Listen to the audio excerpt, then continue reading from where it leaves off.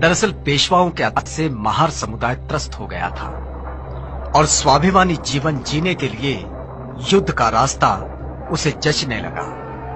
अब British army का वो हिस्सा थे और पेशवा के आह्वान से चिंगारी और भड़की। जैसे बाबा साहब डॉक्टर अम्बेडकर कहते हैं, जहां सहन शक्ति खत्म हो जाती है वहीं क्रांति का जन्म होता है। महारों ने सदियों से चले आ रहे अपने अपमान का बदला लेने पेशवाई के खिलाफ युद्ध का बिगुल फूंका और आधुनिक भारत में समतामूलक समाज निर्माण के नए इतिहास पर्व की शुरुआत हुई। भीमा नदी के किनारे बसे पूरे गांव की ये बात है। 1 जनवरी 1818। ये मुंबई के 19वीं सदी के शुरुआत की बात है। भारत के अछूत जातियों में से एक जाति महार, जिसके खिलाफ पेशवाओं ने मार्शल लॉ लगाया था कि इनके कमर में झाड़ू और गले में मटका बांध दिया जाए। दरअसल ये अशोक काल में हुई ब्राह्मणों की निर्भत्सना का नागवंशियों के खिलाफ प्रतिशोध था। वैसे तो महार जाति अपनी वीरता के लिए प्रसिद्ध थी, लेकिन जब संसाधन ही छीन लिए जाते हैं तो कोई भी विकलांग हो सकता है। बहरहाल महार अपनी खोई प्रतिष्ठा और अस्मिता को संरक्षित करने की मंशा में थे और अंग्रेज भारत में अपनी सत्ता स्थापित करने की जुगत में। ऐसे में अंग्रेजों की नजर महारों पर टिकी, जो कद काठी में मजबूत और निडर वृत्ति के थे।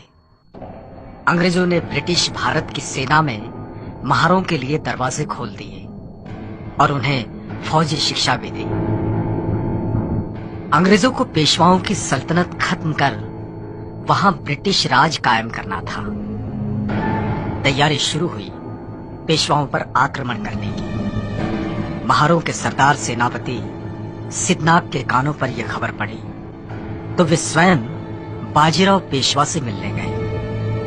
पेशवा बाजीराव से सिद्धनाथ ने कहा, अंग्रेजों की तरफ से लड़ने की हम अछूतों की कोई इच्छा नहीं और यह हमें पसंद भी नहीं। यदि हम तुम्हारी ओर से लड़कर अंग्रेजों को यहां से भगा दें और यदि हम ऐसा कर लें तो तुम्हारे राज्य में, तुम्हारी सेना में हमारा स्थान क्या होगा। पेशवा बाजीराव ने सिद्धनाथ के इस प्रस्ताव की अवहेलना की और कहा, सुई की नोक पर थर्राते हुए ठहरे धूल के कण जितना स्थान भी तुम महारों के लिए हमारे पास नहीं है। तुम लोग हमारे पैरों की धूल हो और वही बने रहोगे। चतुर्वर्ण व्यवस्था ने तुम महारों के लिए जो नियम बनाए हैं उनमें थोड़ा भी बदलाव नहीं होगा। तुम नीच हो, नीच ही रहोगे। पेशवा के जवाब से सिद्धनाथ ठिठुर गए। उनका खून खौलने लगा और वे गरज पड़े, हम आज तक तुम्हारे अन्याय अत्याचार सहते रहे, लेकिन अब तुमने स्वयं ही अपनी मृत्यु रेखा खींच ली है। महारों ने शस्त्र उठा लिए हैं। अब ये उच्च वर्णीय मगरूरी मिट्टी में मिल जाएगी। युद्ध की भाषा हमसे ना करो। इसी माटी में जन्म हुआ है हमारा और यहीं पले बढ़े हैं हम। इस मिट्टी की लाज अब ना लुटेगी।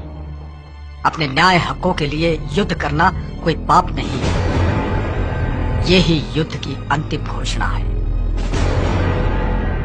और इस ऐलान के साथ सिद्धनाथ वहां से निकल गए।